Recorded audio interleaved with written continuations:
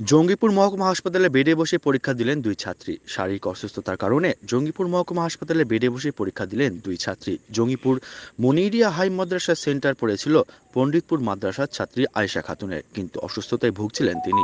পরীক্ষা চলাকালীন সময়ের আগেই তাকে জঙ্গিপুর মহকুমা হাসপাতালে পরীক্ষার ব্যবস্থা করা হয়। সেখানেই পরীক্ষার বন্দোবস্ত করায় মাদ্রাসার পক্ষ থেকে। পাশাপাশি সুতির ঔরঙ্গাবাদে বালিকা বিদ্যালয়ের ছাত্রী চাঁদনী খানুরের সেন্টার পড়েছিল আমুহা স্কুলে, কিন্তু অসুস্থতা হয় তাকে জঙ্গিপুর মহকুমা হাসপাতালে ভর্তি করা হয়। সেখানে তার পরীক্ষার ব্যবস্থা করে স্কুল কর্তৃপক্ষ। দুইজন। এটা মাদ্রাসা, আচ্ছা মনিরিয়া হাই মাদ্রাসা। আচ্ছা আর এই হচ্ছে ঔরঙ্গাবাদ হাই স্কুল, ঔরঙ্গাবাদ বালিকা বিদ্যালয়ের ছাত্রী।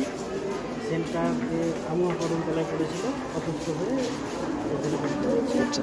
আর যেটা মুনিরিয়া হাই মাদ্রাসার সেন্টার পড়েছিল না ছাত্রী মুনিরি? আচ্ছা আচ্ছা। আচ্ছা, আপনি যেটা রয়েছেন আমুয়ার। হ্যাঁ, আচ্ছা আচ্ছা। আর কী সমস্যা হয়েছিল? সমস্যা বলতে ডায়রিয়া হয়েছে। ডায়রিয়া হয়েছিল। গতকালকে কি স্কুলে পরীক্ষা দিয়েছিল? গতকাল তো রবিবার ছিল। আচ্ছা, পরশুদিন। আজকে এই পরীক্ষাটা এখানে দিচ্ছে।